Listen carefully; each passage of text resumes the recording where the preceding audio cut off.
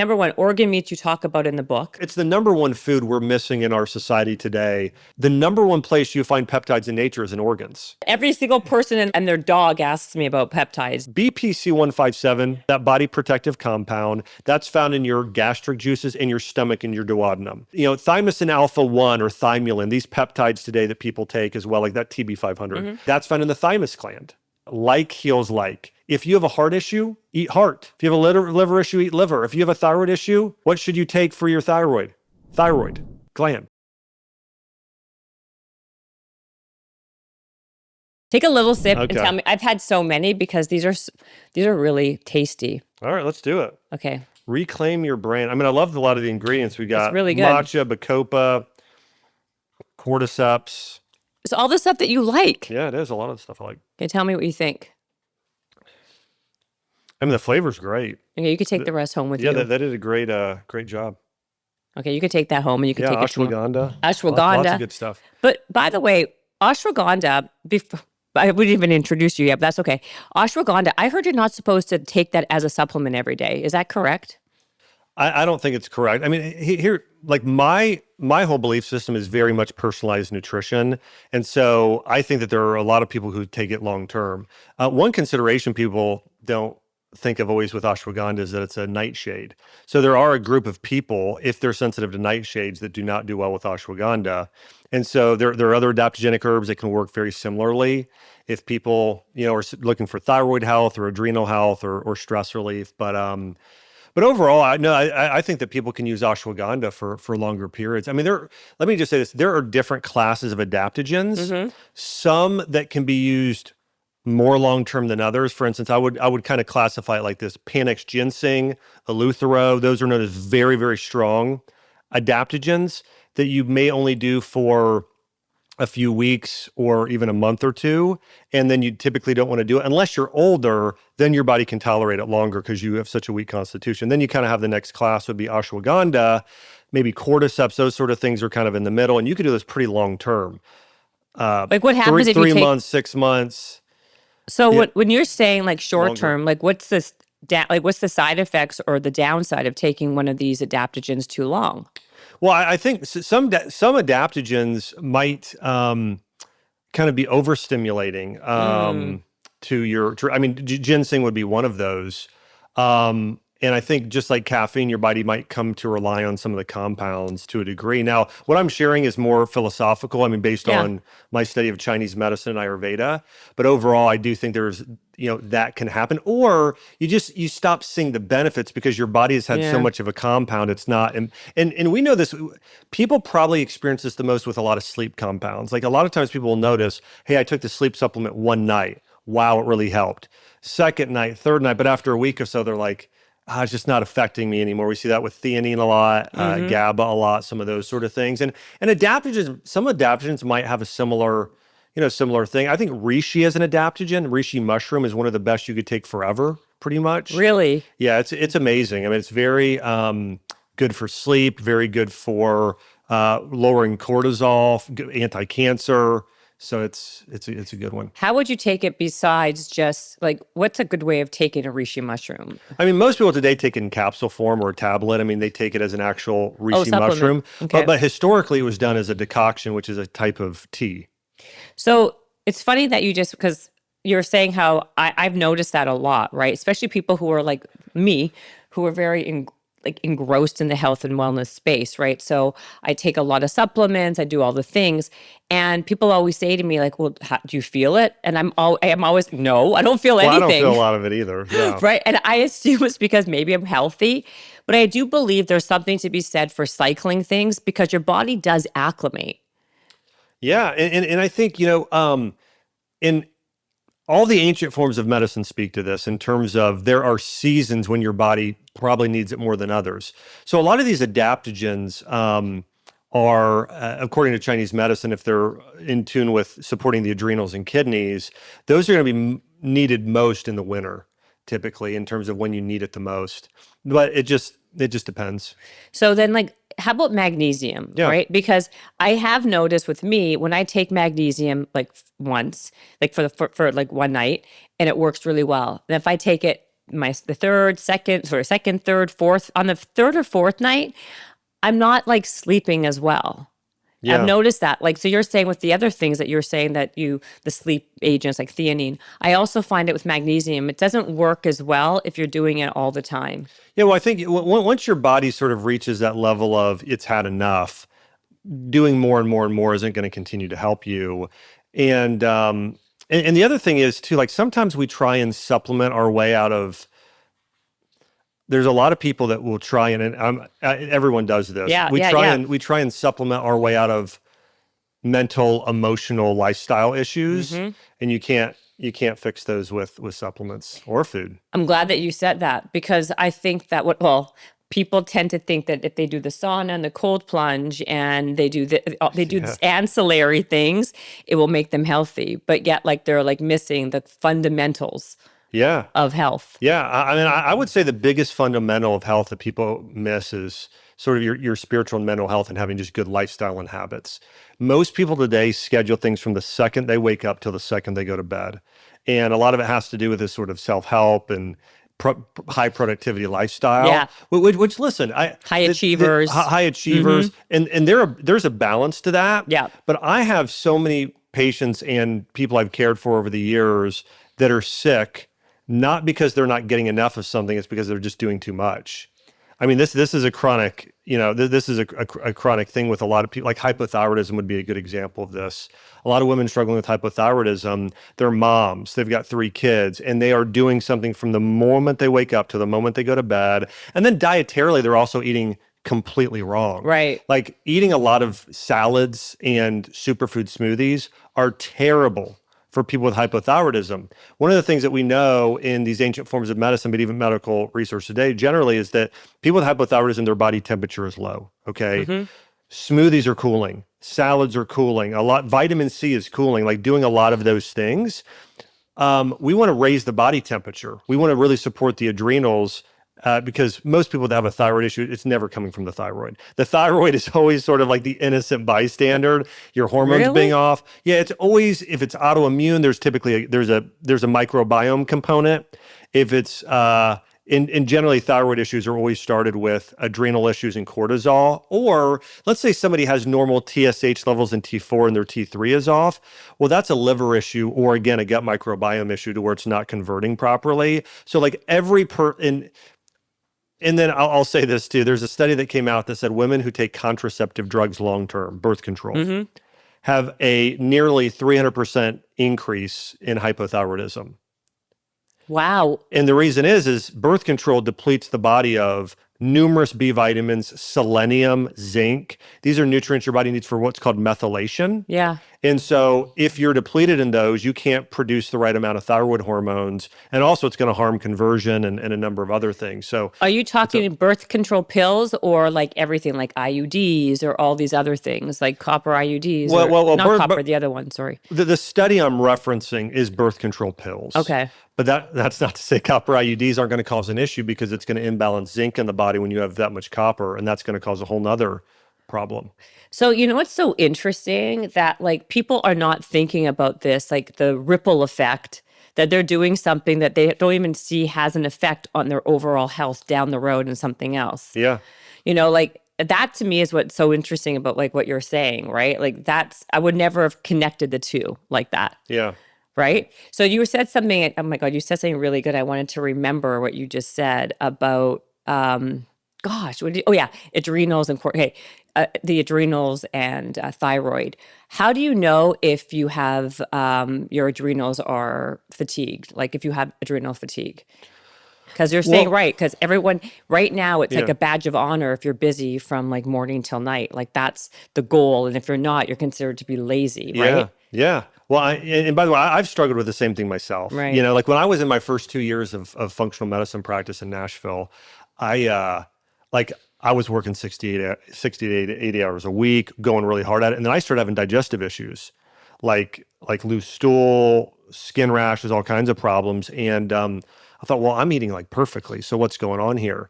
And then I met an acupuncturist and started getting really turned on to Chinese medicine, and I started learning about other ways of evaluating the body, not just doing blood work, but also feeling the pulse, looking at the tongue, looking at some different symptoms that might correlate with other things, and realizing, okay, my issue is not a nutrient deficiency, it's a rest deficiency. Like I'm just doing too much all day long, and it's burning out my body. Adrenal fatigue, I would say, in terms of diagnosis, it's an interesting diagnosis. I think generally, though, the way that we would look at we would test to see what's off is really looking at cortisol. People can do what's called a 4-point hormone test, where they're looking at saliva levels, and that's going to tell you where your cortisol is at different times of the day. But I would say if you're having a major cortisol imbalance, that tends to be kind of what I'm more along the lines of what I'm referencing. And one thing people don't realize is cortisol is kind of your body's master hormone. Cortisol is the hormone that is most impacted by stress or living an unhealthy lifestyle. When cortisol goes up too high or too low at the wrong time of day, that's going to cause insulin to go high.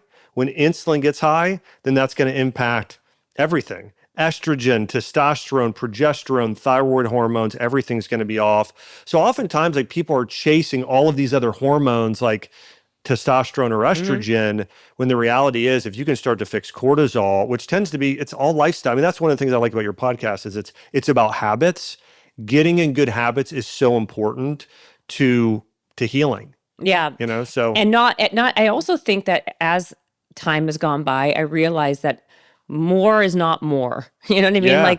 Sometimes less is more. Like when I work out like a fiend too much, that's when I feel like my eczema like reacts, and my cortisol levels are so high that my adrenals are probably fatigued. And I see all of these problems. You think you're doing something good for yourself, but sometimes too much is also a problem. Yeah.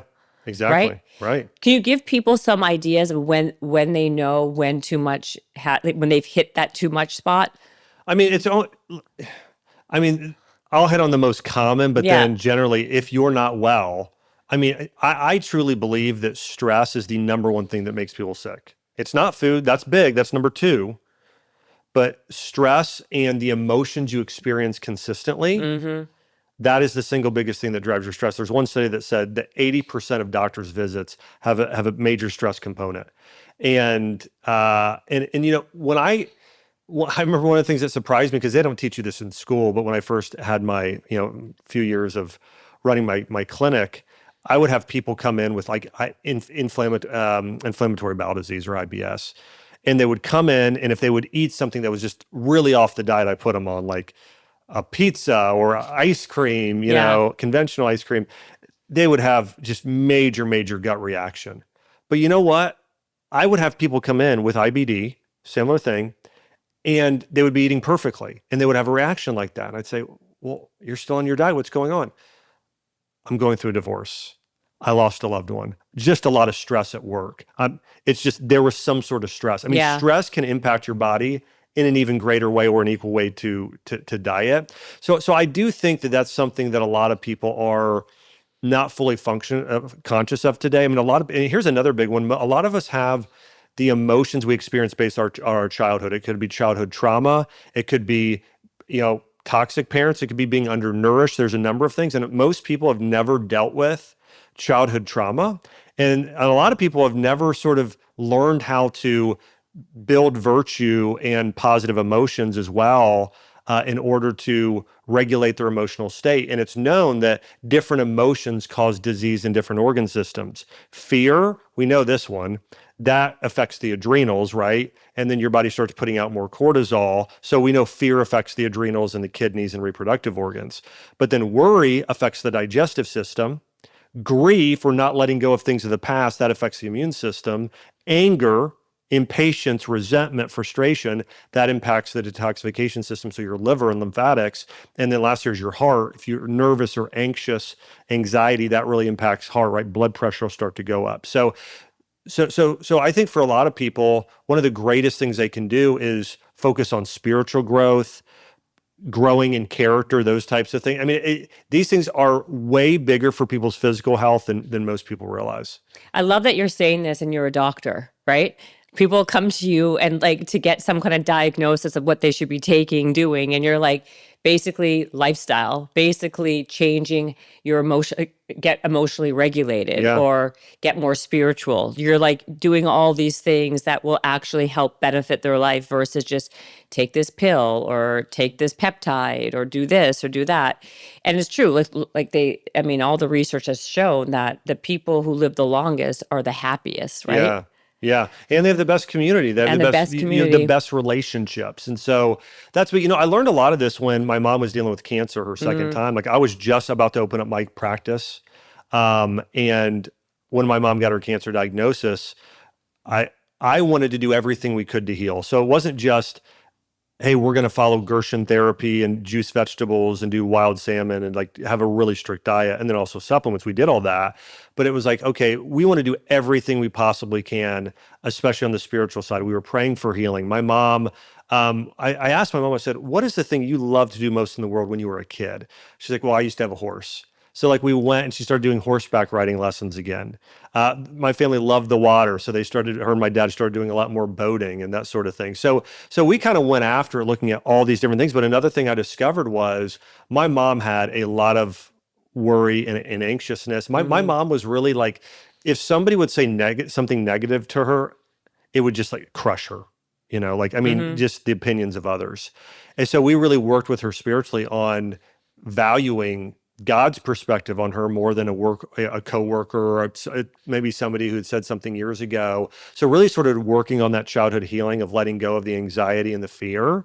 And that was a huge part of healing as well. I think that's what, again, I know I just said this, but I think, and even more with certain conditions like cancer, I think that addressing the emotional root causes of things, if you don't address those things, and let's say you radically change your diet, that's great. You improve 50%, but there's another half of the whole equation over here of healing you haven't even looked at if you're not dealing with some of these things.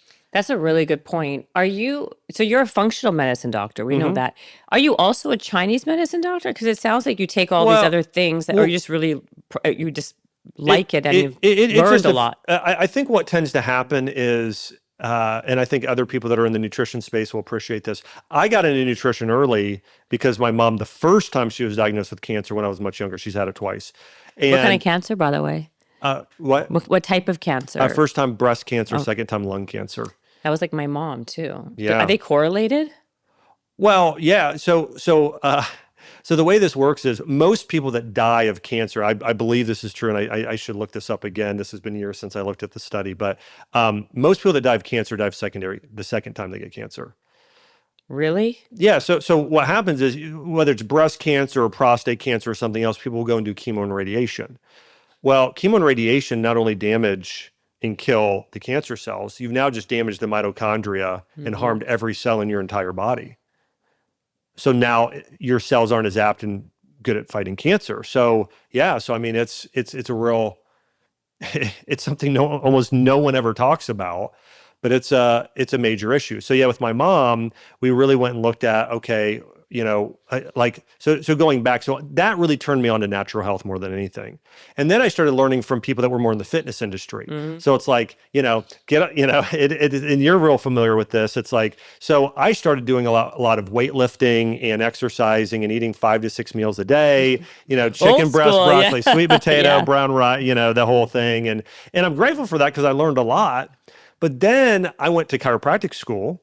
And I started learning about, I got a nutrition certification, got my doctorate in natural medicine as well. And during that time, I started looking more into what is the root of cancer. So one, the bodybuilding, the exercise diet, hey, that was good for understanding a certain level of supporting metabolic health.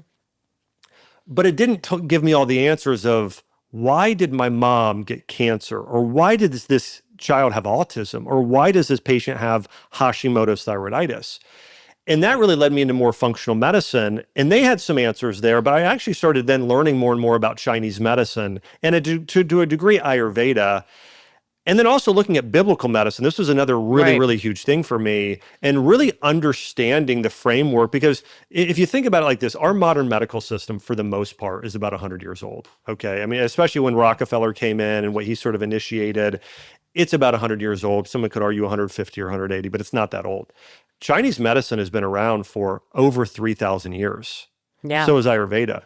And to me, it's the most effective form of medicine when you're talking about the system that is the system that they use. Japan today has 95,000 centurions. Think about that. That small country, Japan, almost 100,000 people that are over 100 years old.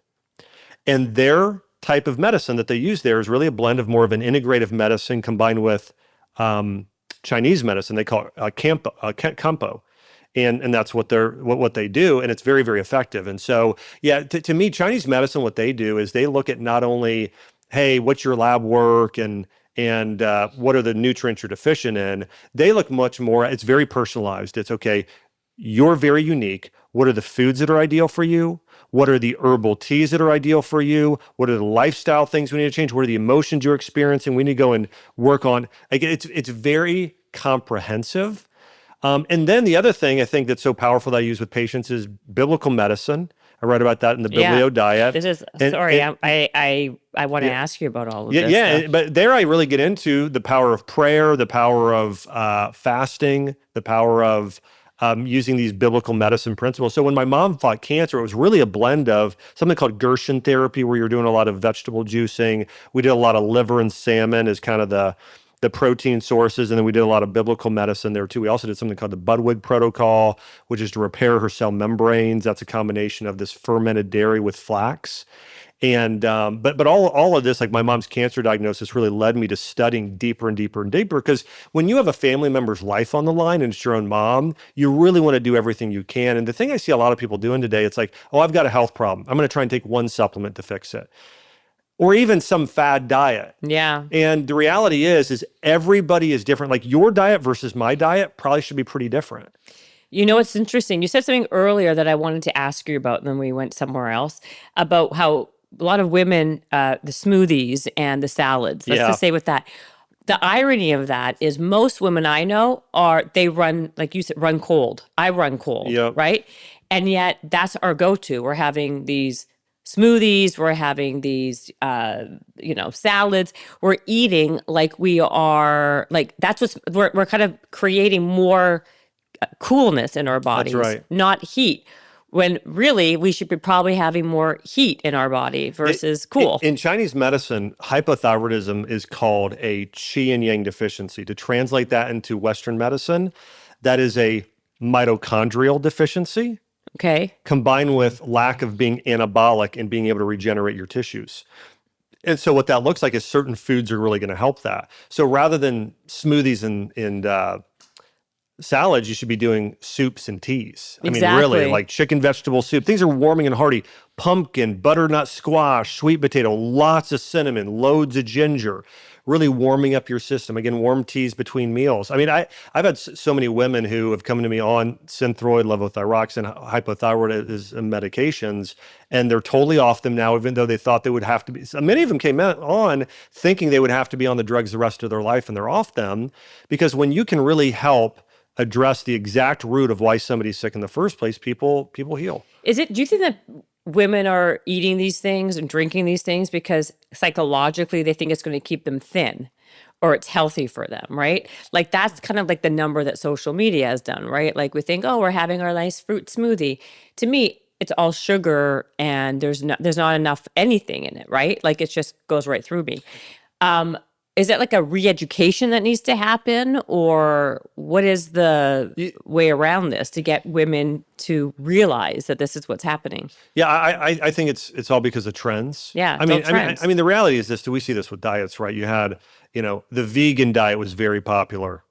Not with me. And then you had the paleo diet was very popular. Then you had the keto diet, which was very popular, And so, yeah, people start to jump on these wagons, but Chinese medicine has never changed, neither has Ayurveda. Right. You should be eating based on your unique composition, what's going on in your body, and eat a diet based on that. And for a lot of people today, women especially, they need to really warm their internal system. Yeah.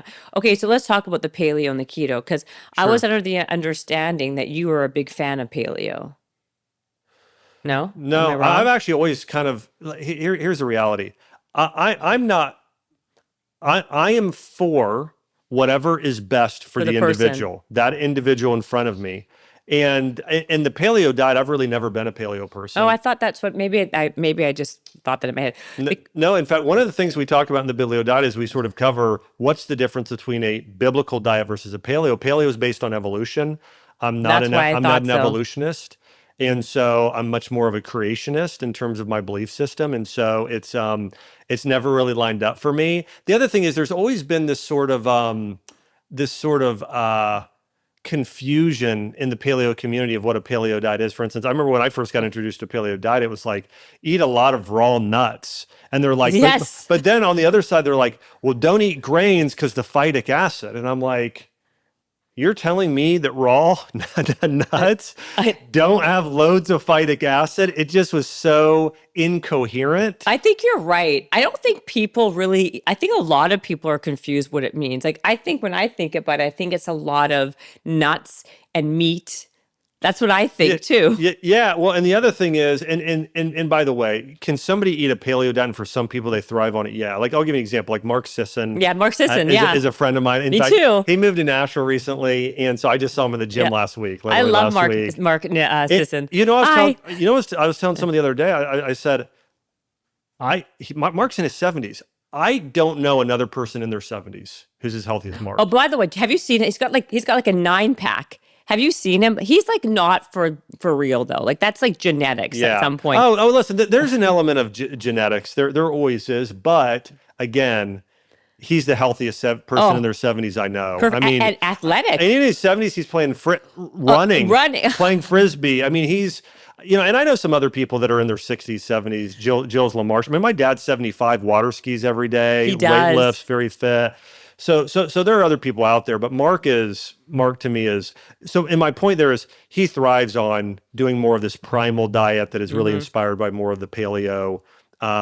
It works for him. Yeah, and he does great with it. But I think that, the other thing is, okay, you're on a paleo diet. You're telling me that cavemen were running around like milking cows and drinking dairy. So it's like, so if somebody's on a true paleo diet and they're doing a lot of raw nuts, I mean, it's one thing, you have a walnut fall from a tree, you have a couple, but baking like using almond flour and dairy. Exactly. That's not, the meat and fruit primarily diet.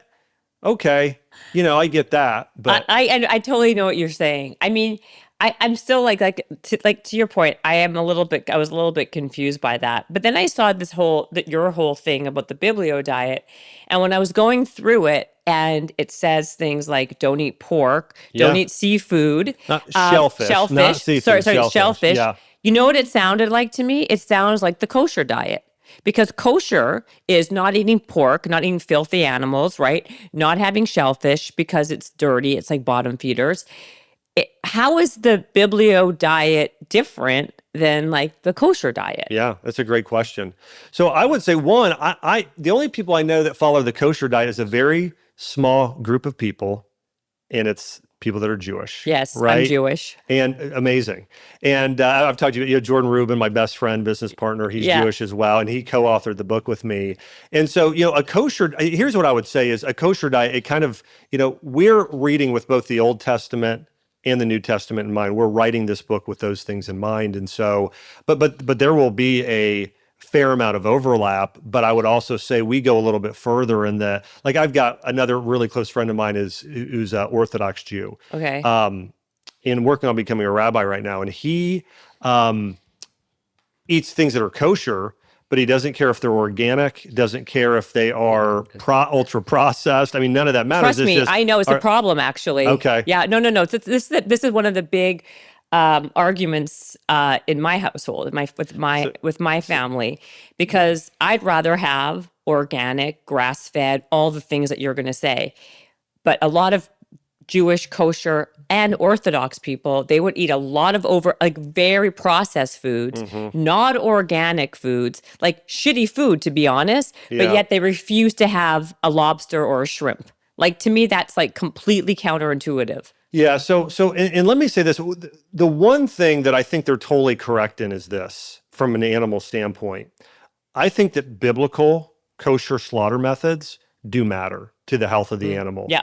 I think that matters a lot. I think that there's evidence on the way you slaughter the animal and the amount of stress hormones that are released that are then going to go into the meat tissue. I mean, I think that's a real problem.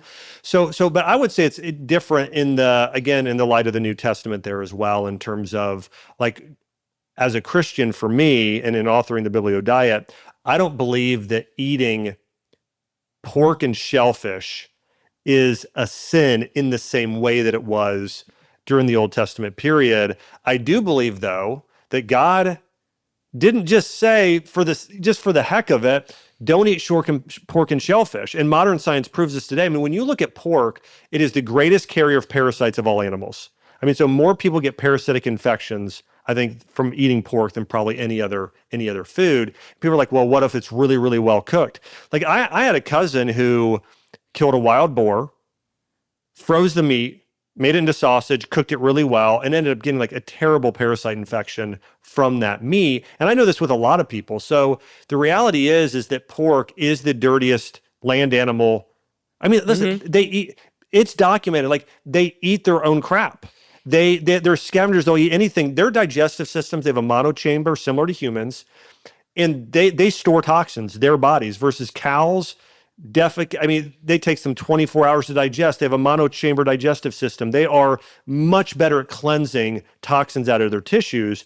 So ruminant animals like cows, lamb, goats, much, much healthier for us than pork. And then, I mean, people can look this up. What is the dirtiest food in the sea? It's shrimp. I mean, go and just do a Google search or ChatGPT. It'll tell you the level of dioxin. So it's even documented today that pork and shellfish are very, very toxic meat products. So the Bible is completely right in that. And so again, I think that there's definitely some overlap, but I think the Biblio Diet goes a step beyond kosher in terms of, is it organic? Is it pasture raised? Looking at all those fine details.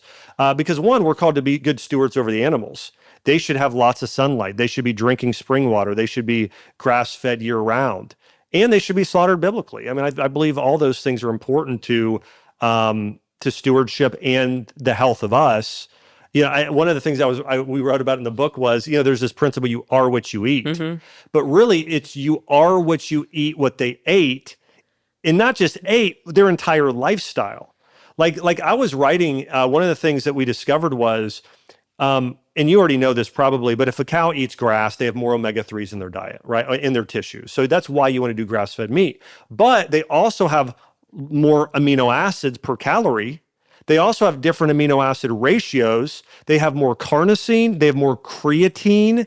They have more taurine. They have more vitamin E. So, I mean, it's a really big deal. And even the sun matters, how much sun they get. So there is a lot of evidence that eating animals the right way is pretty darn important. So anyways, the Biblio Diet, I would say there's some overlap with kosher, but it really goes a step beyond of making sure that foods are also in alignment with God's design. So would you say that grass-fed is more important than organic? It's an impossible question for me to answer, because if you had to pick one. I would probably say, to me, I'm going to bet more on grass-fed than organic. Because of that reason? Because the percentage in which I think that when I'm shopping at a local farmer's market and it doesn't use the term organic, but knowing those farmers probably use less pesticides on their feed or no pesticides at all, it's just a gamble I'm taking. It's not a good answer. And also thinking about, okay, what's my bigger problem? Am I overburdened with toxins? Is that a bigger issue for me? Or am I more inflamed and I have more of an issue of certain nutritional deficiencies? So it's a toxicity deficiency sort of, decision. So what about, okay, so why is shrimp so expensive then, if it's the most disgustingly dirty thing in the world, and yet it's the most expensive thing to eat besides lobster? I'm guessing because it tastes good. It tastes good, but it's not like it's that rare. You can find shrimp and they're dirty, but yet like it's a delicacy. It's considered a delicacy. Do you eat it or nothing? You won't eat it? No, I haven't eaten it for 20 years. I think the last time I had it was probably 19. I'm 44, 25 years. Oh, wow. Okay. So then, yeah. Okay. Yeah. I have, Yeah. okay. So wait, I want to ask you more questions about the Biblio. Okay. So what are the superfoods of the Biblio diet? Yeah. Yeah, so there are several. I would say, well, let me hit on the ones that fly in the face of sort of modern culture today. Okay. Bread, Yes. red meat, salt, and raw dairy. So bread in particular. Now, let me say this: would I call it a superfood? You know, that's not one we really labeled a superfood in the book, but it's one that we said most people can tolerate well if it's done right. And let me just say this: most people, bread has got a bad rap because most diets today, or almost all bread today, is just bad bread. Mm-hmm.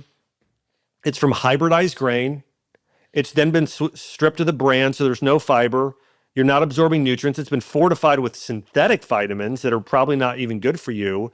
And so there are all of these, there's all these issues with it. If you think about the way that Jesus, or when we read about any of these sort of ancient people that were eating bread, the way that it was likely done via, and I've read this in terms of the historians and what they're saying, the way the bread was done, they would have harvested it. They would have then soaked it and laid it out to dry in the sun. It's a process called sprouting. They would have then taken it and ground it up, stone ground it, and then they would have fermented it and made it into bread. And this is not wheat bread with caramel color or white bread or anything else. This was ancient grains, typically wheat, barley, and rye. And the ancient grain, maybe it would have been einkorn. There's a lot of other ancient wheats, by the way, as well. And this would have been turned into a sourdough bread. And when you soak it like that or ferment it, you're killing off all the phytic acid, which is known as a mineral binder. This is why when you're eating regular bread today, you're absorbing almost no nutrients. Yeah. Because even the nutrients that are there, even though they're deficient, they're bound in a mineral binder, phytic acid. So you're like getting 10% of it. When you sprout or ferment, unlock all the nutrients, and now you're absorbing all of it. So some of these grains, like rye and barley in particular, they're pretty. They have good nutritional value, especially when they're fermented. So we know when they're talking about bread in the Bible, it was pretty much all sourdough bread for the most part, or a good majority of it, or it was sprouted, and so that was a pretty good food at the time. But what about people like today, right? A lot of people don't have time to make their own sourdough bread, right? So, or are you assuming that they will? I don't know.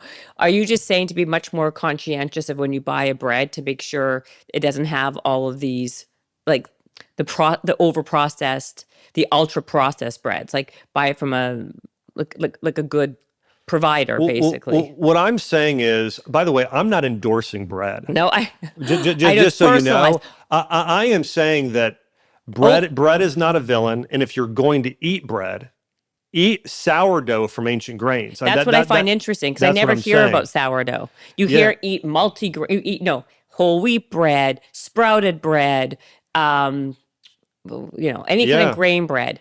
But I've never really heard sprouted. I've never heard of sourdough bread as one of those. Well, you don't live in the South, so No. if you lived in Nashville, and some people will chuckle this, but there are, like, my wife's been making sourdough for about 3-4 years now. A friend of her, Carrie Underwood, she started making it, and Chelsea was talking to her, and so she ended up making it. There are a lot of homesteaders in the South. And if you're on this podcast or YouTube or social media listening to this and you make it, I'd like to hear from you here. But there are so many, you'd be shocked at how many women now are making sourdough bread at home.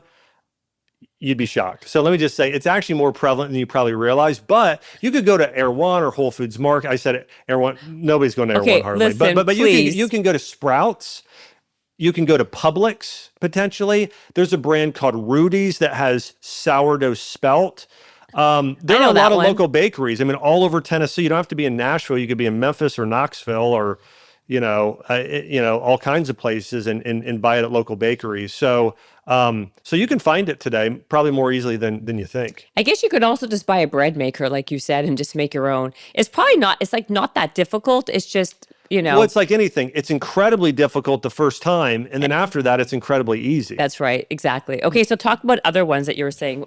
Red meat. The raw milk, though, again, not so common, right? What's the difference between buying organic milk and raw milk. I would say the only food that there's a bigger difference of today versus in the past than bread is milk. I mean, Okay. historically, if you think about the way that milk was probably consumed, it was raw, completely organic, and in many, many cases fermented. And so, and the genetics of the cows were actually different. So today, with Holstein cows, they have a type of casein, which is similar protein to gluten. It's in milk that tends to be more inflammatory to people. And it's called A1 casein. Sheep and goats, and human milk actually too, it's all A2 casein predominantly. And this sort of protein is easier to digest, doesn't cause the same levels of inflammation. Sometimes when we were doing genetic modification, or I would call breeding, there was a genetic variant. You know how a lot of people today have MTHFR Yes. gene mutant? Yeah. Well, imagine something like that happened, but in the proteins that were created, a gene variant in Holstein cows, and then that was passed on to Jerseys and certain other of a lot of our modern day Western cows today. And that protein is very inflammatory to people, like gluten is. And this is why if you buy, some people have noticed, oh, when I eat goat's milk or sheep's milk, I don't have allergies, Right. versus cow's milk, I do. It's typically not the fact that it's cow's milk. It's typically the fact that that type of cow has A1 casein, which is almost all cow's milk today. So people can buy today A2 dairy, which has the right genetic components in terms of the protein. So that's important. That's a big one. The other one is if milk is pasteurized, you're heating it up, you're killing all the enzymes and all the bacteria. The bacteria are 99.9999999% of the time good bacteria that you need for digestion. And the enzymes you have to have, like lactulose, to even break down or lactase to break down lactose. So all that being said, that's really important too, to not have it pasteurized. And then homogenization is a whole nother thing, Right. where you are destabilizing and denaturing the fats, causing issues there. So that's very unhealthy. So, Jordan Rubin, I mentioned him before. He cured himself of ulcerative colitis and Crohn's disease. And almost the only thing he ate for 40 days was raw goat's milk kefir. And people would say, oh, if you have a digestive issue, don't drink milk or don't have dairy. It's almost the only thing he ate. And he cured himself from inflammatory bowel disease. So now he did a few other things too. What were the few other things he did? Because that would make a difference. This is also I'll share. Yeah. Yeah, tell me what else he did, because this is the same guy who I saw when I was researching you, who said that he cured himself of cancer by praying, right? Yeah. By having prayer. And this is all part of what we cover in the book, Yeah. the Biblio Diet. So the number one food he consumed was fermented dairy. He consumed carrot juice. He consumed some fruit like blueberries and figs. And he did a little bit of red meat. It was raw, though. It was raw beef carpaccio, and then salmon. And that's predominantly what he ate. For 40 days. And he spent every day and night praying for healing, and he ended up 40 days reversing his ulcerative colitis and Crohn's. When was this? 1999-ish. Oh, wow. Oh, a long time ago. Oh, wow. It never came back? No. I mean, he wrote a book called The Maker's Diet, and then he founded Garden of Life with all of this. Oh, so it happened before all of that. Yeah. Oh, yeah. This happened. He was actually a little bit about Jordan. Jordan was at Florida State University. He was a male cheerleader.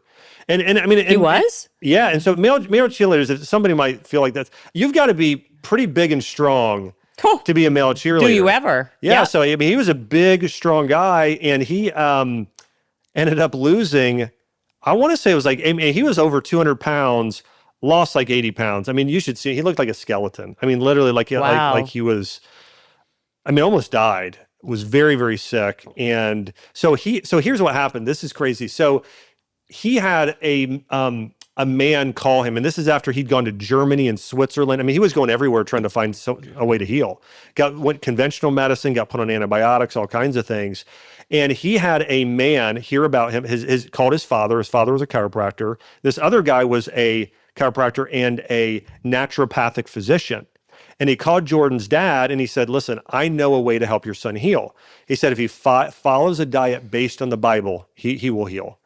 And Jordan was living in West Palm Beach at the time. This man lived in San Diego, California. And he said, have him come out and live with me. And I'll show him exactly how to eat, how to do it, and what to do to heal. Jordan rented an RV, went out, moved to California, just lived in an RV, followed this protocol, and completely cured his Crohn's and colitis. And that's then what inspired him in natural health. He started working at a health food store, learned about supplements when he was working as a clerk and just answering questions in a health food store. Then he started selling supplements, started with one product because he did these probiotics that helped him heal. And anyway, so I could keep going, but That's overall, crazy. he started Garden of Life. Yeah. You know what's so interesting? Maybe you can explain this.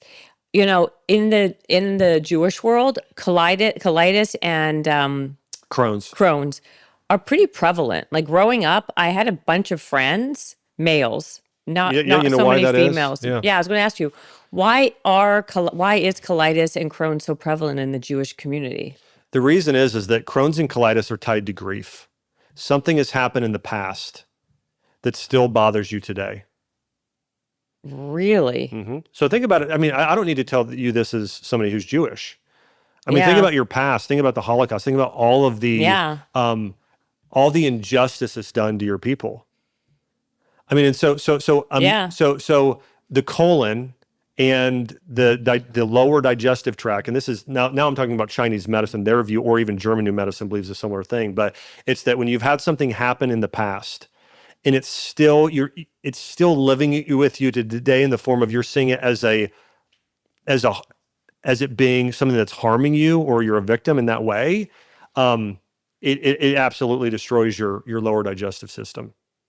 That's really interesting. It must be it has to be subconscious because these are kids Of when course. they got it. Yes, and of course. Was it passed down from their parents' anxiety or unknown anxiety or sadness? Listen, I think there's an epigenetic component, so I think that can be passed down. But listen, the parent's disposition will directly impact the child's disposition. So Right. I mean, it's if your parent is very negative, one of two things happen. More often, that child stays negative, or they decide to use it for good and they go completely in the other direction.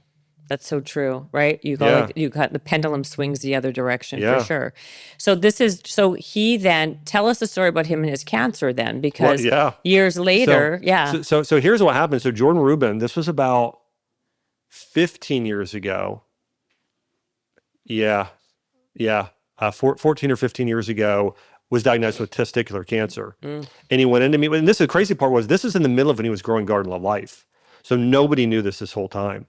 And the doctor told him, Jordan, I know who you are.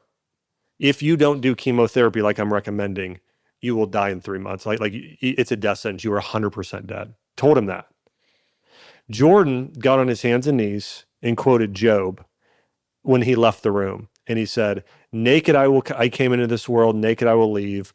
The Lord giveth, the Lord taketh away. Blessed be the name of the Lord. And so this is a verse in the book of Job. And Jordan said, I knew that God was calling me to follow a Biblio Diet, a plan of healing in the same way. So Jordan then started doing, his diet was similar. It was basically raw dairy, avocado, raw coconut cream. It was mostly fat. It was pretty ketogenic. A lot of salmon cervece, green vegetable juices. That was pretty much his whole diet. And daily praying. He had people placing their hands on him, praying for him for healing, anointing his head with essential oils. I mean, this whole on protocol for 40 days. And he healed completely. Now, let me mention why he got testicular cancer, though. He had a distended testicle, and it was actually not like you couldn't see his testicle. Like it was in the wrong place in his body. And so the doctors, when he was an infant, said, we may want to, we may want to do surgery here. And his dad said, I don't want to do that surgery. And so he didn't. But like, if you don't have that surgery, your chance of getting cancer goes up it's like 1,000%. Wow. So like his chance of getting cancer was incredibly high due to The fact that it was descended and, That's and from right. his kid. Mm-hmm. So then he basically healed himself. Mm-hmm. Or as he would say, or I would say, God healed him. But and I think there's a distinction there in terms of like following God's guidance and influence, right? In terms of and praying daily for healing. I mean, we believe Wow. that something supernatural happens with prayer. I think prayer is effective. It matters. With my mom, we followed a whole protocol, but we were praying daily. She was meditating on Bible verses daily. So I personally believe that while we have free will, God is intervening in our lives constantly, especially if we ask Him to. So basically, there's a huge, like you were saying, a huge spiritual component to the Biblio Diet. Yeah, So let's talk about. There's a bunch of things. I want to talk about anxiety yeah, and some natural alternatives to SSRIs that you talk about, yeah. right? Because I feel like we're in a world right now where everybody is now just easily put on some antidepressant or anti-anxiety medication, and Girls in high school and college. earlier now. Lexapro. It's so early. Earlier now. It's heartbreaking. It's, I mean, Yeah. I'll be shunned again by saying this, but I know people who are like my kids' age, who are like 10, 11, 12 years old, and their parents are putting them on Adderall and putting them on Yeah. anti-anxiety, Yeah. antidepressants. I'm like, how the hell do you know if your kid's depressed at 11 years old? And I get pushback all the time. So it's a real I think that is the new pandemic that we're facing in the world. I talk about this regularly. When I first opened my functional medicine practice, Yeah. the fastest growing conditions were childhood obesity, childhood diabetes, again, hypothyroidism, testosterone levels being a problem, all those things. Yep. Today, over the last 5 to 7 years, mental health disorders, Yep. depression, anxiety, that's definitely identity issues, the fastest growing problems. That's the fastest growing. Yeah. Do you think and I want to be careful how I say this, but do you think a lot of this is just self-induced? Do you think it's because of social media that people are just labeling themselves quicker with like anxiety issues and like all these mental health issues? Or do you really think it's a symptom of a bigger problem that's happening? I think it's all those things. So let me hit on 3 ideas around that. Okay. One is, it's a misdiagnosis in terms of ADHD. So I was the child who was prescribed Adderall, like Ritalin, when I was younger than Adderall in college. Took it for 3 days. I felt like a zombie. I'm like, something's not right here. I'm not going to stay on this. And so here's the thing: like, are we supposed to take boys and just shove them in a classroom for 8 hours and say, just sit there and don't move? Exactly. It's craziness. It's crazy. That's documented so many people that you would say, like Einstein, like, oh, he has ADHD. Yeah, it's just so overall, it is what we're doing in terms of just prescribing drugs for things. They never fix that's something I don't think people fully have grasped yet. A drug cannot heal you. A drug has never reversed hypothyroidism. It's never reversed autoimmune disease. It's never reversed heart disease. Yes, your numbers change, but the root of what's actually happening has never fully fixed. So I do think that there is a problem of, one, we're treating it completely wrong. I do think some of it's not even real to the point, or at least the way we think it is. And then the other thing I would say is, I think that if somebody feels sad, that's normal. Sometimes you should feel sad. Sometimes you should be down. So sometimes we're drugging things that are minor, that are just part of life, that we should never. But to then continue with this, because we become less religious, we have more identity issues. We have less purpose in life. Think about like I'll just share this for myself. Like, as a Christian, I believe that I am called to love people, love God, make earth a heavenly place. Like, I believe that I'm called to take the Garden of Eden and make the entire world a Garden of Eden. Like, I have a sense of like, when I have kids, like I have kids right now, like my 5-year-old and my 2-year-old daughter. Like, for me, I have so much purpose of knowing I'm called to help them live for eternity. I want to find their greatest character qualities and make them more like Christ and grow in character. I want to take their skills. Like, my daughter just came from swim lessons. Like, my wife was sending me videos, and I'm like, okay, she's really good at swimming. Okay, let's help her do everything she can to get better at that. Like, I have such a sense of purpose an identity of knowing I'm a child of God and I'm going to live for eternity. So like that just fuels me. Now, take someone else who doesn't believe there's a God, there's no eternity, there's all this is, there's a level of nihilism there. God, I'm depressed now thinking about it. So when people especially are outside of the Judeo-Christian worldview, there is a lack of purpose and identity there, or if somebody is non-religious, and we are living, I mean, the United States specifically is far less religious and spiritual. And even the Eastern spirituality that people talk about today, like here's what meditation is in Eastern world religion. Empty yourself, just think of nothing. Like that's the whole thing. No, the Judeo-Christian view is, no, fill yourself with the Spirit of God. Meditate and chew on what is love, what is kindness, how can I, like you're actually filling yourself with something. Oh, I understand. So you're saying like it's the on trend and popular to sit in meditation and not think of anything, like to basically like have zero thoughts. Clear your mind. Yeah, zero thought. I mean, the Buddha did that. So, I mean, that's the, part of where it's coming from. So, but yeah. But you're saying the Judeo-Christian is the way of like having like these positive, good energy, life thoughts that actually help nourish you. Yeah, and like, it's way more beneficial. Yeah, like on the flight here, I was reading the book of Joshua. And very early on. That's easy reading for the plane. Well, yeah, I mean, I like to read my Bible. So I was reading and basically God is telling Joshua, like, do not be terrified, do not be discouraged. And one of the things he tells him is, he said, meditate on my word day and night, then you will be prosperous and successful. He's telling you, I want you to meditate. Mm-hmm. But what do we want to meditate on? My word. On the Psalms, on the Proverbs, on the, well, then it would have been more the Torah, right? But like Genesis, like meditate on my words day and night. So it's not meditating on nothing. It's definitely meditating on something. On something, yeah. Yeah. So tell me then, for people who are on a lot of these medications, what are some natural alternatives for them? Yeah. Well, number one thing people need to do is find identity and purpose. That's a good one. It's the single biggest thing people are missing today.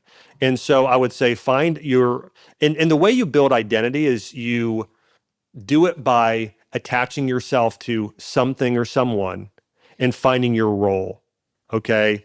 So, people do this a lot of times. If they don't have a religion, they'll do it with politics or some social movement or something like that. But you want to find the most, so you want to find your identity and purpose. The other thing I would say you want to do is you want to just live by God's design. When the sun goes down, start getting ready for bed. When it comes up, start getting outside. Spend more time outside. Vitamin D is good. Move. If you're not moving, it's going to affect your neurotransmitters. So overall, have really good daily habits, walking outside, exercising outside. We're meant to be social creatures. I mean, we are meant to love one another, connect with one another. Like today, what most people do for their meals, I'm going to shovel down breakfast. Then lunch, I'm going to be working while I'm eating lunch. I'm getting home at night. Maybe I'm eating at 9 p.m. or there's soccer practice or whatever. So, sitting down and having deep, intimate conversations with people in front of you, your family, your friends, those sort of things, that's incredibly important. Sharing your stressors with other people that you can trust. The Bible says, cast your cares on him because he cares for you. Like, spending time in prayer, knowing that God hears it and waiting for that still small voice, that consciousness that you can hear speak back to you. So I think these are the biggest needle movers. Now, in terms of diet, lower carb, higher fat. I mean, it's pretty important. Right. Higher protein, higher fat. I mean, lots of omega-3s, that's been shown in studies. So that's salmon, walnuts, chia seeds. Those sort of foods are going to be really good. So more of the fatty fish, taking an omega-3 supplement. Herbs tend to be pretty good. Saffron, probably the best of all, or one of the best. I heard that amazing. I heard that saffron is the best antidepressant that's natural besides exercise. Agreed. Totally agree. Saffron's amazing. The only problem is it is so expensive. I was going to say, how expensive it is? It's going to cost $100 every day. Yeah, exactly. So, I mean, I would say if you're going to buy it in bulk and buy it in powder form, because that's going to get you the biggest bang for your buck on saffron. But overall, is there research to back this up properly? Oh, yeah. What is the actual data on saffron for an antidepressant? Yeah, so the one study, and I want to say it was 88.5 milligrams. I know that because I was formulating a supplement for it, based on the clinical study. So it's around Wow. 88.5 milligrams, and basically it was a double-blind study shown to improve mood. By how much though? I don't have the percentage memorized on Saffron in terms of how much it improved mood. But I do know they did have a placebo group. Because to me, the only thing that I've ever had work for me when in terms of when I got sad or like anxious or whatever, I moved. I went for a walk. I changed my environment. Yeah, it's huge. To me, that's like Huge. that's the number one antidepressant. It works every time. Yep. It will always shift your mood. And but people just don't want to do it. Yeah, there's also studies on if you're growing in life, Yeah. it actually gives you a great level of satisfaction and happiness versus if you're not. So like if you feel stuck Yeah, in life, like stuck. you're not moving forward, that's another thing. And that's where it's like commit yourself to learning something, even if it's not going to pay off tomorrow, something you can really learn and grow towards. Right. It's that personal growth part Yeah. that makes a big difference. You're a big guy that talks, not a big guy, but you're a guy that talks quite a bit about essential oils. What are the benefits of essential oils? Are there specific ones that people should be focused on that really help with moving the needle in one area and another?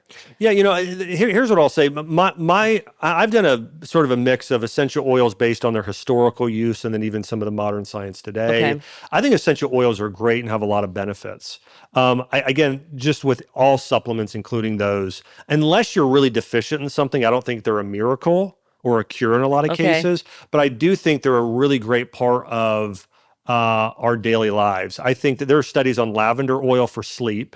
Yeah. It's really good for that. What do you do with it though? Do you put it on your, like, do you put it here on your pulse or palm? Yeah, or I mean, what I tend to put it more to where it's going to go get more in my sinuses. So rub it a little bit more in my neck or even under my nose. Oh, okay. So that's where I tend to put it. But so if you're going to use it topically, a 60 milligram dose, which is what is in a lot of the studies, that's about 1 drop of an essential oil. Okay, so that's for sleep. Lavender is great. I love that one. Yeah. Holy basil, that's a good one. That was known as Tulsi as well. That's great for stress relief. It's a natural adaptogen. There was a study at Vanderbilt University on doing citrus oils like orange oil, and that actually calming patients coming out of surgery and going into surgery, including the nurses. So there was a good study there. A limonene oil and citrus oils, they're not distilled, they are pressed.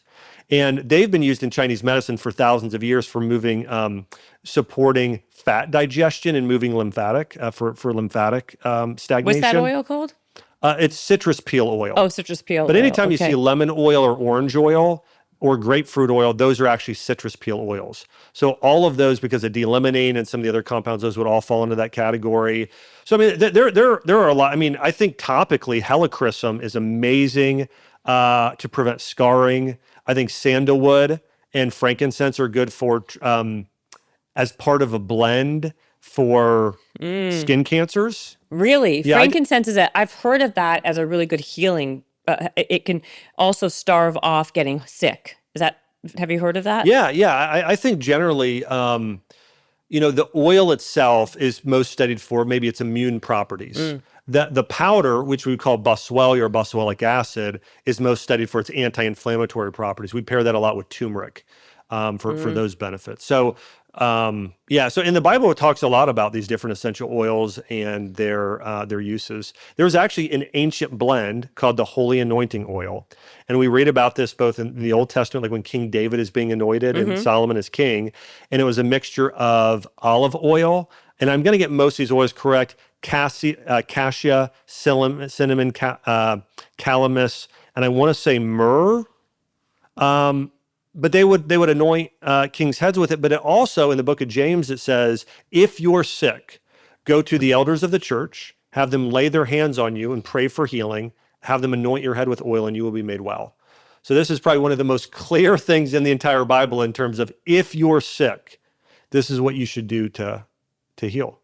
Also, I know you like coconut oil. Yeah, I'm a huge fan of coconut oil, internally and as a carrier oil. I was going to say, I actually like putting it on my body. It's a great moisturizer. Yeah. Right? Yeah. People don't use it enough. You can Yeah. and it's like cheap. Yeah. I And it agree. works Yeah, the best. yeah. I think coconut oil is great because it's saturated, and I think that's more in line with what our skin is. This is another reason why I actually think beef tallow is another great I was one going to ask you about beef for tallow. skin. Yeah, I like it a lot because it's probably the most similar to the oils we actually have on our own skin because it comes from an animal. So, because I know right now it's like super trendy to make everything with beef tallow, Yeah. sunscreens and moisturizers. So you think it's not just a trend, like just a trendy thing. You think it's really Well, effective? well, do I think it's trendy? Yeah. Yes, but I think what's old is new, and let me say this, I think it depends upon the person. There are some people out there that saying you should never have a seed oil and beef tallow is the best healthy thing for everyone. I don't think that. I think that there are certain types of seed oils, if they're cold pressed and flaxseed oil is a seed oil. Yeah. Like Ayurvedic used cold pressed sesame oil as their number one oil they consumed in India. So for Ayurvedic medicine. So I try not to put blanket statements on there like never have seed oils Yeah, because right. there definitely are some seed oils that are fine and healthy as part of a balanced diet. And there's some people that might do better, especially with those raw ones I'm talking about, than doing a lot of butter or tallow. But I also believe there are people that do really well with these high saturated fats like butter and tallow. And they can benefit from consuming them. I'll show you my body type. I do coconut oil I thrive with. I do real well with extra virgin olive oil as well. Me too. Those are the two oils I thrive on. If I do too much butter or beef tallow, I don't feel well. But my wife's different. My wife can eat beef tallow all day. And Jordan Really? Rubin, my friends, and they do great with it. So I just think some of it depends on what we talked about earlier.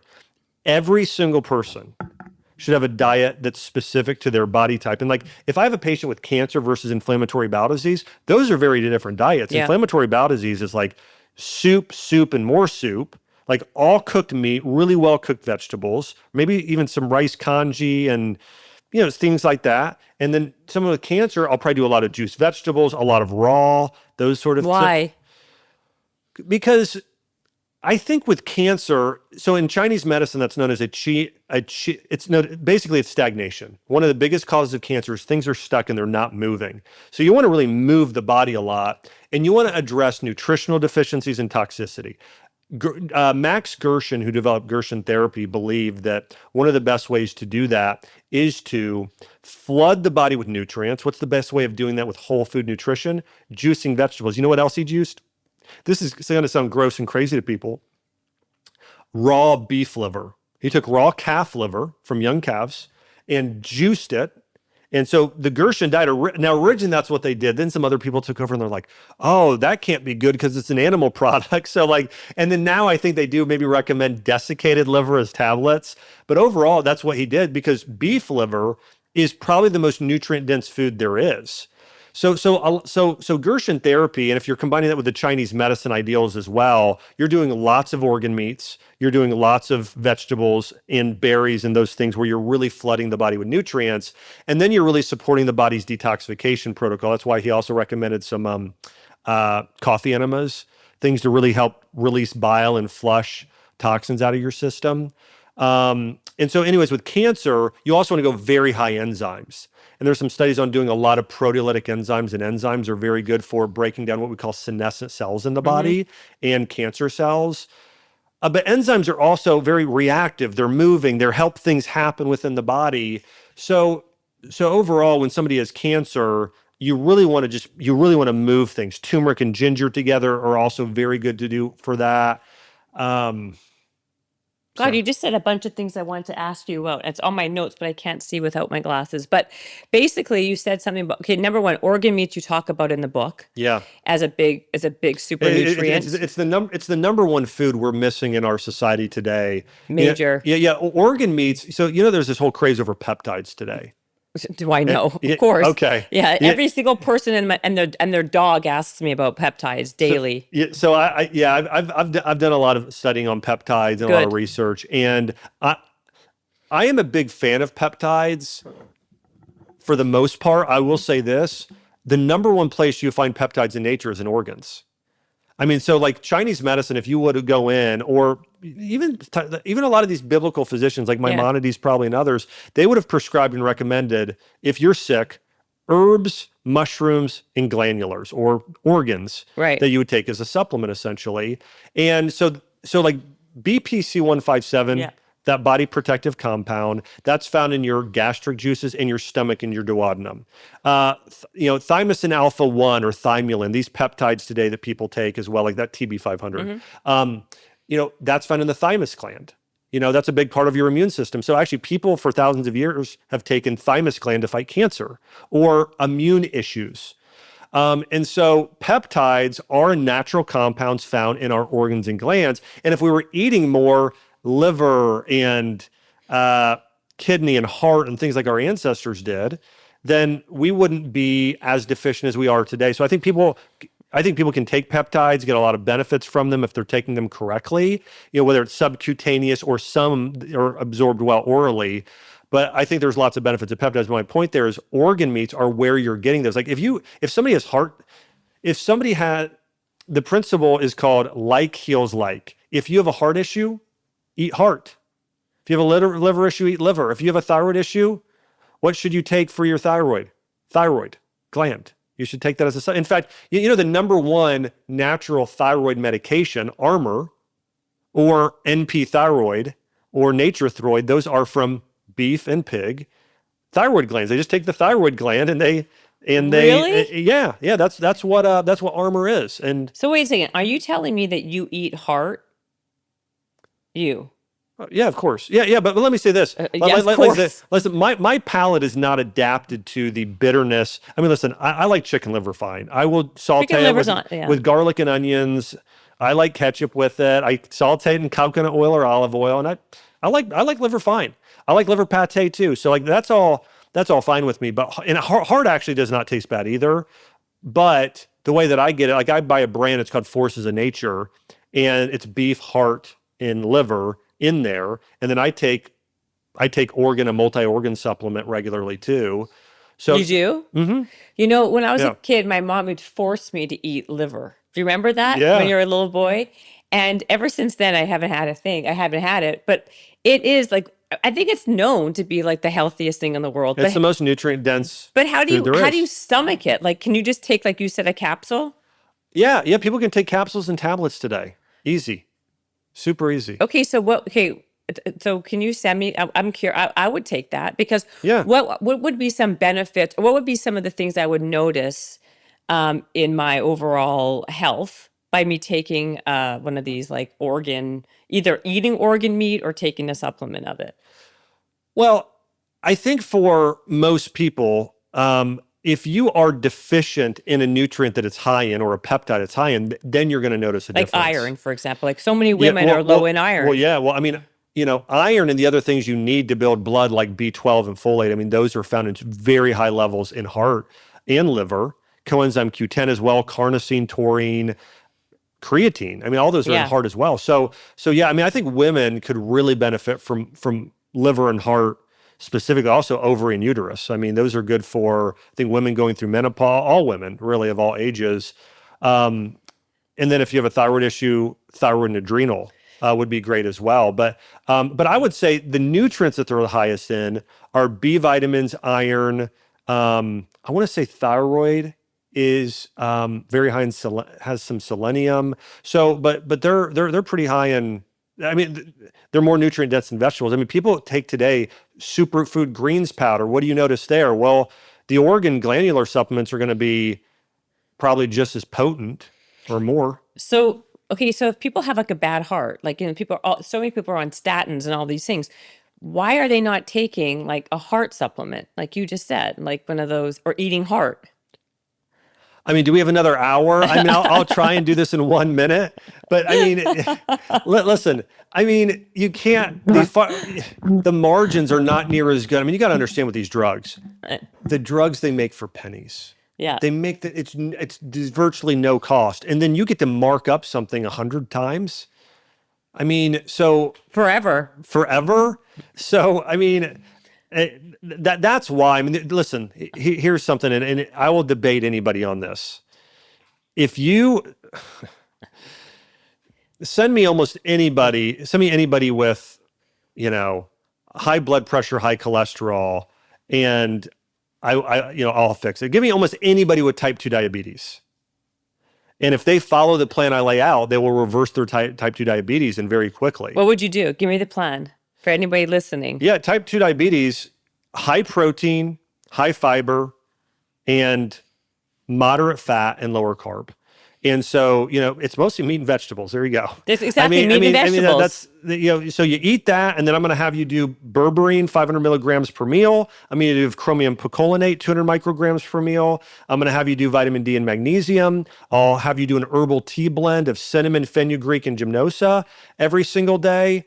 And I'm going to have you exercise, ideally a combination of weight training, just walking outside to reduce stress.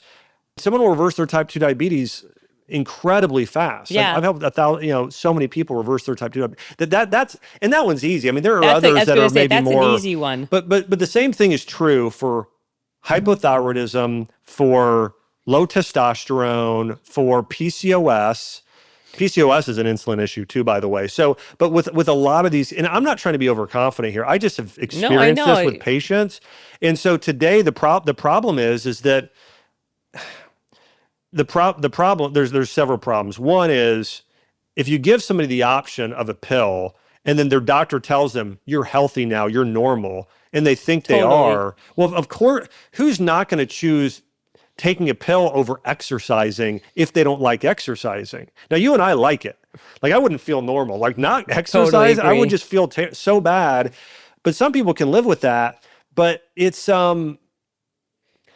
yeah. So, but that's also kind of like with the GLP-1s, right? Like, there you go. People are losing 50 pounds. Like, if you look around the world, literally around the world, everyone's thin now. You think that's natural? You think everyone's just thin because they're just now exercising and eating right? No, everyone's shooting themselves up. Well, and GLP-1 people are losing. I mean, one study found 40% of the mass they're losing is muscle mass. For 1,000%. Are you looking at people walking around? They're basically, they're skinny fat now is what they are. That's right. That's exactly right. They're skinny fat. People are taking the GLP-1s are now skinny fat. The GLP-2s, right, which is like more like the trizepatides, I guess, right? They're a little bit like you don't lose your appetite as much. Yeah. But what are the side effects with that one? I'd be honest, I haven't. Besides the fact that, like, again, these are not behavioral, like these are not changing and modifying behavior. And you're a doctor. Yeah. The problem I'm seeing is that now everybody's relying on them. They're not changing and modifying their behavior. Yeah. So are they going to just be on this for life? Like, I don't understand. Let me say this. Do I think that the entire world would be, especially the Western world, would be much healthier if we eliminated all GLP-1? Yeah, people would be healthier, I think. Now, let me say this. There are probably some statistics to where certain diseases right decrease with taking GLP-1. But do I think it increases overall longevity and decreases mortality? No. Here's another one. Do I think we would be better off getting rid of 90+% of all medications and all of 90% of all mainstream medicine? Yes. Yes, we would be healthier for it. I mean, if we keep emergency medicine, true emergency medicine, I want to keep that. We're the best in the world at that. But healthcare, I mean, if you're comparing us to Japan or, a number of these other countries, we're not even close. No, we're not even close. We rank like one of them. It's either life expectancy or quality of life. It's number 70. I think on both. I mean, and especially now, it's even gotten worse. I mean, I think it's getting progressively worse. Yeah. The fact that nobody has health, but also they're making it impossible to have health insurance, and it's so expensive. Yeah. And all the doctors now don't want to be a doctor. Yeah. They all want to be a concierge doctor, which is very expensive. Yep. And no offense to you, I know you're a functional medicine doctor, but most of the people in the world can't afford to see you. Well, actually, you too. You guys are expensive. You guys, the tests are really the testings are super expensive. It's not a cheap thing. They make it for the top 1 or 2% of the world to be able to afford it. I mean, here's what would fix most problems. And one, let me say this too, though. I believe that going to see a functional medicine doctor will save you more money, not to mention save your life. You think so? But will save you more money in the long term. How? Well, one, you'll pay less on insurance premiums. Well, you guys don't take insurance. But what happens if there's an emergency? Yeah, but what you're paying, because listen, insurance gets expensive when you have a pre-existing condition. Oh yeah, it does. So my point is, you're paying more on your insurance. I mean, that really adds up over time. But the reality is, I mean, do you still see patients? Do you actually? You do. You actually. So the way that I work today is I have a team of practitioners. I run a telemedicine, a virtual practice called the Health Institute. And so we have people come in regularly, but I have a group of practitioners that work on my team. So I don't see people one-on-one, but I do group calls once a week, and I'll troubleshoot with like the patient. Everyone can attend, ask me questions live, go through that with everybody. The hard cases I go through, I work with the practitioners on the cases. So I'm not doing one-on-one calls with people right now, but I do run a virtual practice and work with cases every day. So do you think that if someone has to choose between a regular doctor, like when I say like an MD doctor, or functional medicine, you think functional medicine is a better call because they are getting more to the root of the problem and they'll save money on on the long term?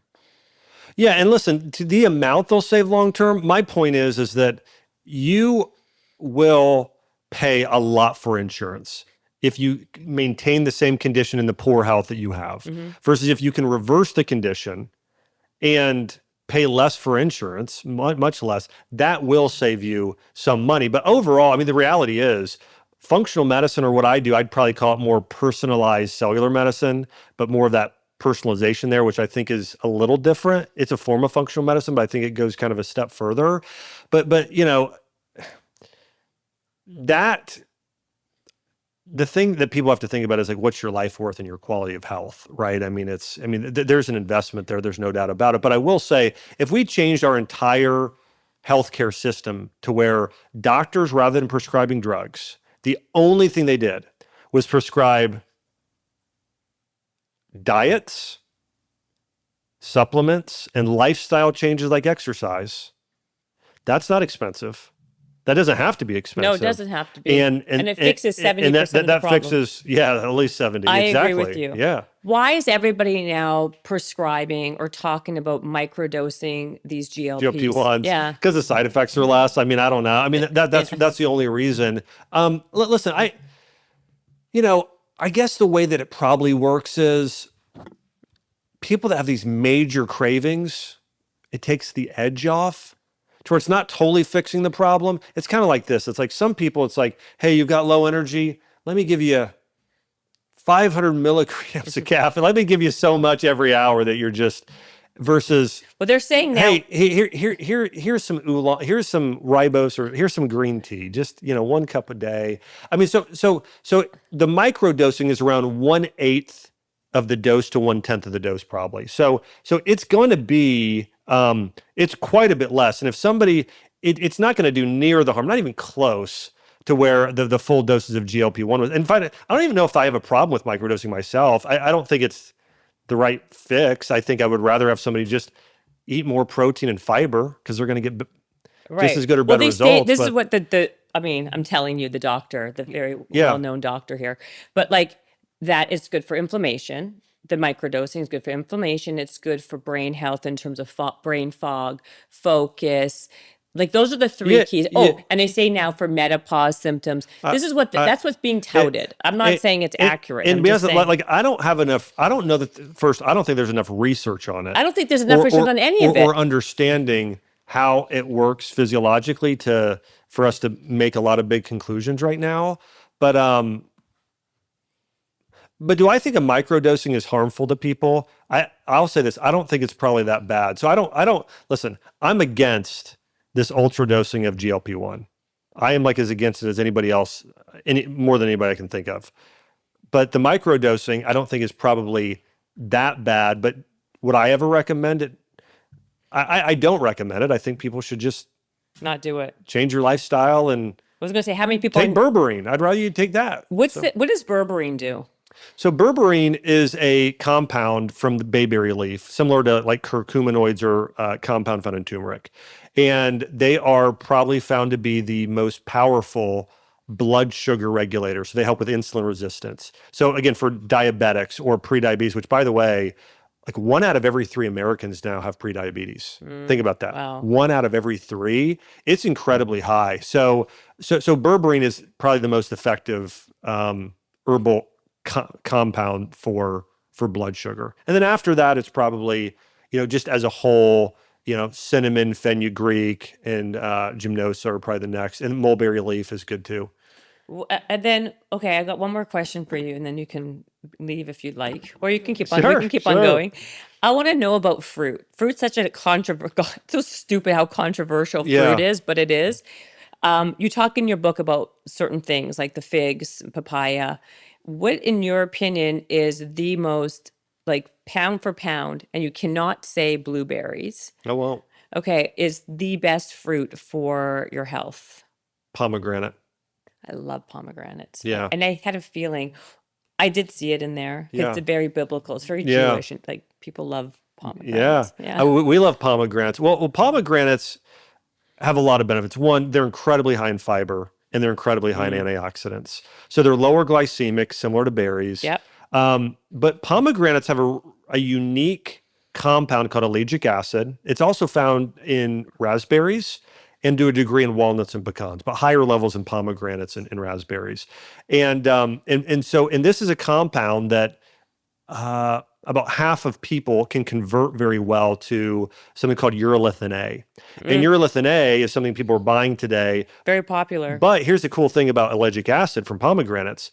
It not only turns into urolithin A, it turns into urolithin B, C, D, E. There are many, many more of these phytonutrients of urolithins that have many, many benefits. And so these are things that people maybe haven't even heard of before. But that's why pomegranate, it's a whole food source. You're going to get a much, much wider range in benefits than taking just a plain old urolithin A supplement. And this is really important for what we call mitochondrial biogenesis. It's great for recycling your mitochondria, for taking those damaged parts of damaged cells, recreating mitochondria. Our mitochondria are the engines or power plants of our cells that give us energy, that gives our cells and all of our organs energy. So a lot of conditions today are tied to mitochondrial dysfunction. Chronic fatigue syndrome is probably the most prevalent, but also hypothyroidism, like I mentioned earlier, anything with low energy. Cancer is connected to mitochondrial dysfunction. There's a lot of conditions there. Chronic infections, if people have long COVID and they're not healing still, mitochondrial dysfunction. So yeah, pomegranates to me are probably my favorite fruit for healing. Heart benefits too. We remember all the old pomegranate juice, but there were some studies then on just even the juice. But yeah, pomegranates would be my number one fruit for healing. And then after that, they're probably, just berries as a whole are good to get. And there are berries that people don't even think about as berries like currants and aneronia, and of course goji's amazing. But yeah, that'd be up there. What's your theory on colostrum? Is it useful? Is it a waste of time to take it? Man, I think this is one that is very, very based on somebody's bioindividuality. I think if some people, it can really be a strengthener of immunity. I think for some people, it just won't do anything, or maybe their body's even too sensitive to be able to deal with that sort of stimulation that can occur with colostrum. So I think my guess is this, and by the way, I don't think anyone knows this, but my guess is that people that do well with fermented dairy will likely do well with colostrum. But I think this is where some people have lost the art of just listening to your body. Your body will tell you so much. If you eat something and you keep getting gas and bloating, don't keep eating that. Now, sometimes there's okay, let me give you one example though. When you're increasing your protein intake, you will get some gas and bloating because your body has to start to get used to creating enough of certain enzymes to break down the protein. And then even then later, if you have too much, well, then you'll still get gas and bloating. But so sometimes it's an adaptation issue, but I would say if this is months long and you're still having problems when you eat a food, listen to your body. It's just not agreeing with you.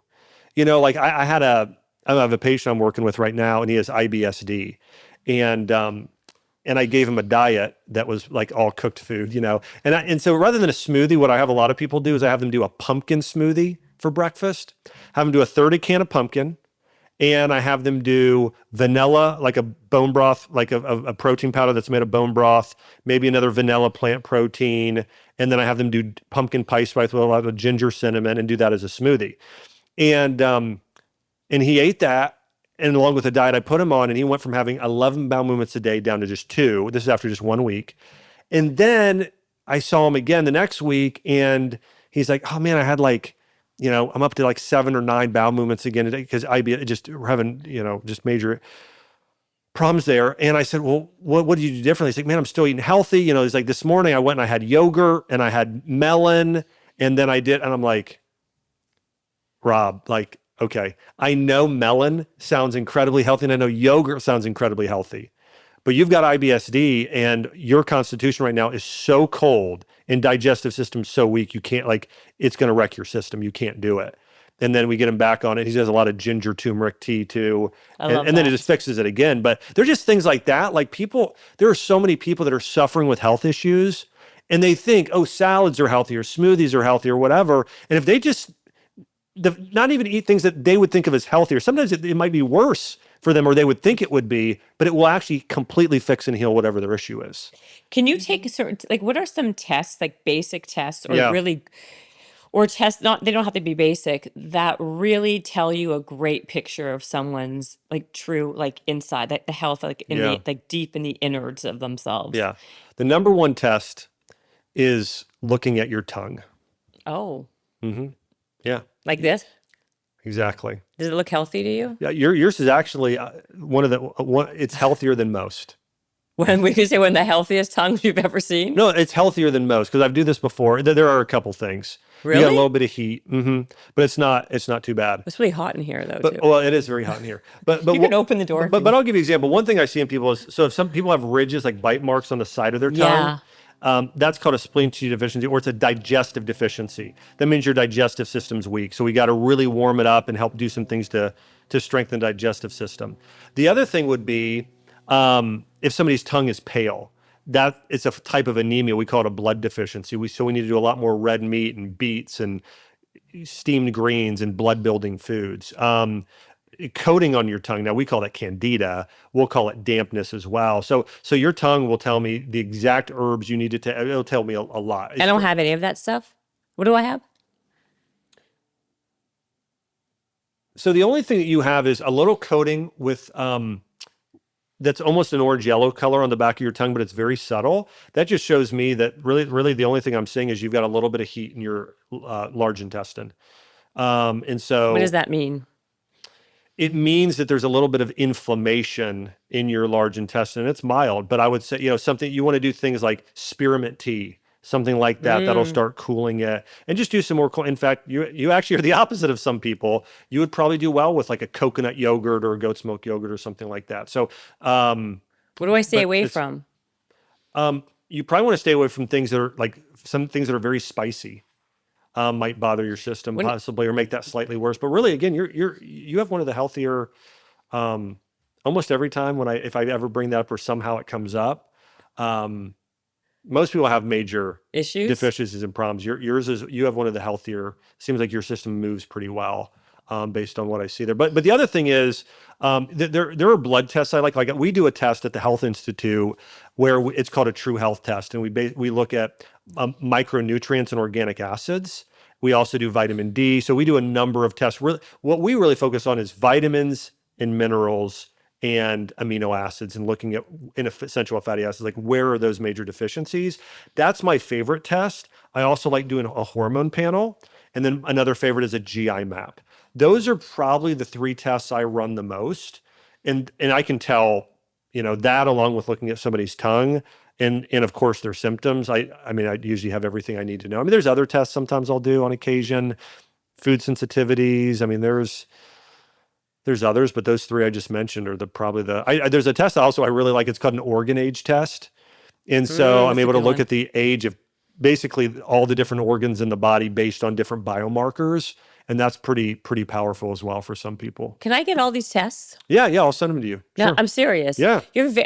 And I mean this. You're very knowledgeable. I told you I liked you before you became so thanks. popular because I like the way you can tell you're really smart. But there are people who are smart and there are people who really kind of like go underneath the hood and like figure you really do go underneath the hood and you say things that not ever things become so noisy, right? Like what I like about you is that I always seem to learn something different when I listen to you. Well, one of the things, again, when you have You could pay me later. yeah, well, when like again, for me, it was so much like when my mom was sick, it was like I got to figure out everything I can. And the other thing is, I think I realized too is that I enjoy this. Like I like learning.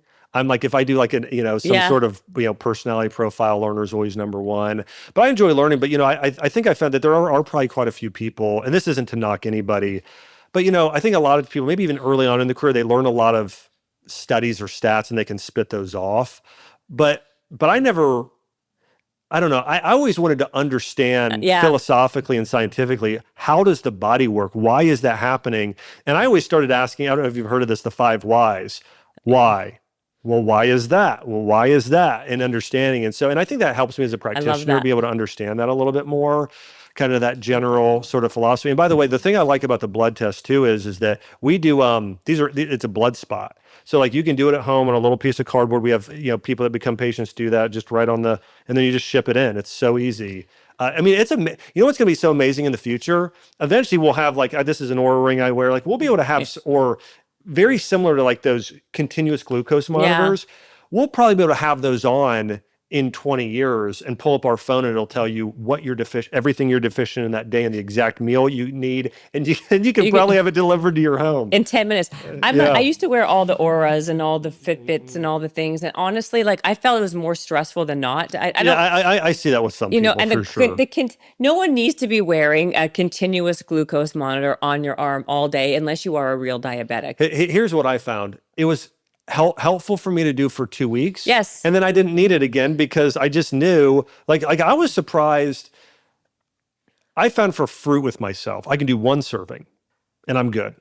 But if I ate 2, like big servings of fruit, like, whoa, my blood sugar really jumped. I also found if I eat fruit around exercise, I'm fine too.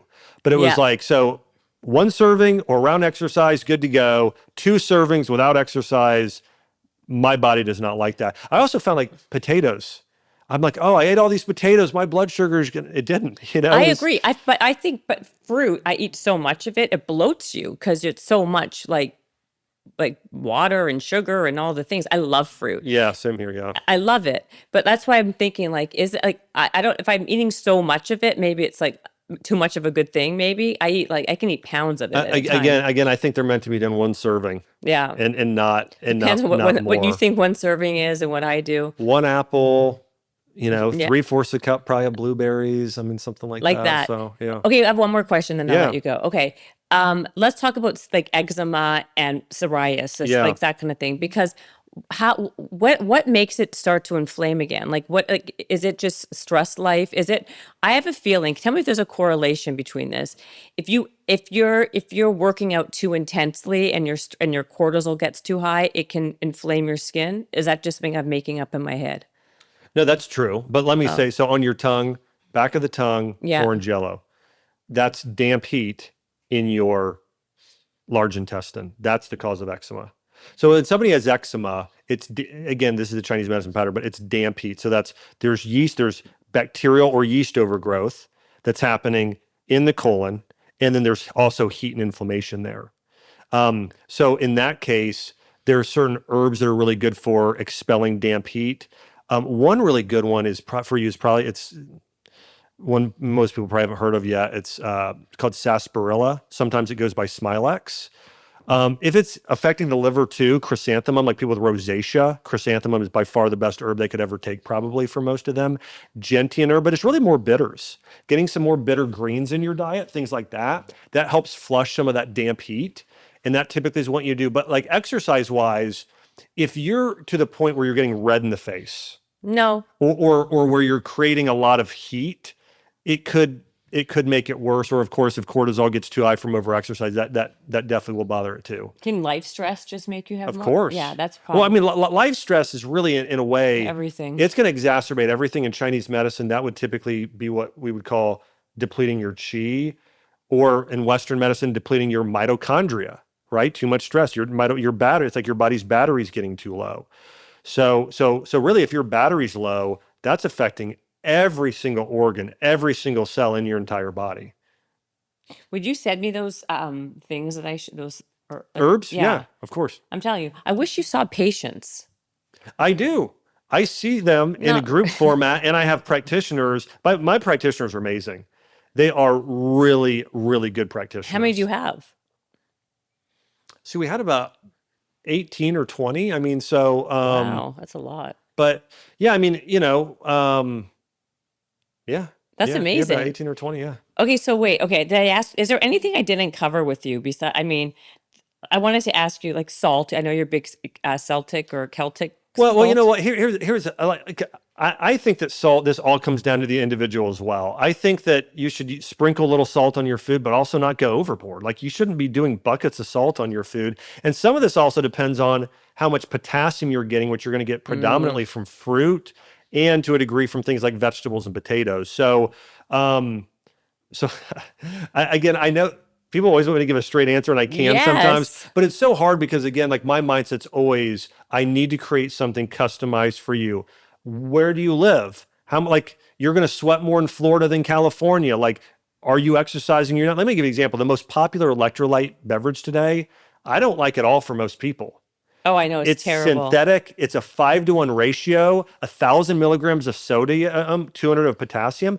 For most people I work with, it should probably be closer to a 1-to-1 ratio You can make your of an own. electrolyte drink. Exactly. Coconut water, throw sea salt in there. There you go. There's your electrolyte drink. So, or watermelon juice with electrolytes. So yeah, I don't know how this whole it became like a whole thing, like Elementi and all these. Sorry, but all these things. Well, yeah, I didn't. I mean, say no, right, because yeah. I don't understand. Why can't people just take like their own coconut water or their own water and just add some lemon and some of their own salt? It's cheaper, it's free, and it's way healthier. It is and your healthier. body, like it's like it's not bloated. Like I find those things to have way too much sodium. Yeah, they do. Like unless they do. I mean, it's great. I mean, like I have some people like they're giving themselves health problems. It'll increase the water retention, increase some of the dampness. It'll make them work. Now, if you're sweating buckets, or let's say you're a CrossFitter and you're sweating a lot. Yeah. That brand, even though I don't like it because it's synthetic and the other things in it, it's probably the right ratio for those people. If people are marathon runners, those sort of things, it's meant for them. But the average day person that just sweats a little bit Totally. when they're exercising, the ratio is so it's way off. I don't understand, but that's the thing, right? Like people are overdoing everything, right? Like you see Yes. when people go on their hike for like a mile, they're taking their trail mix with them up the mountain And for 10 probably minutes. a camelback full Yes. of yeah, Totally. it's true. It's so crazy. Okay, one last question, I promise. Give me five things in your 50s for longevity. Number one, have a spiritual growth practice. Number 2. Start focusing more on building community. Like this could be, lunch with your best friends. Just start a weekly brunch, something to where you are building deeper relationships where you're looking at serving and helping other people, but just better relationships. 3. At the very least, change your breakfast. Focus on more protein, more fiber, more nutrients. It might look like what I talked about, the pumpkin smoothie, or blueberries are fine at room temperature with some coconut milk, some collagen or bone broth protein, some plant protein, but something like that for breakfast. 4. Yeah, I want to mention exercise here, but here's what I'll say for exercise. Do the type of exercise you're going to be consistent with. I mean, I love weight training.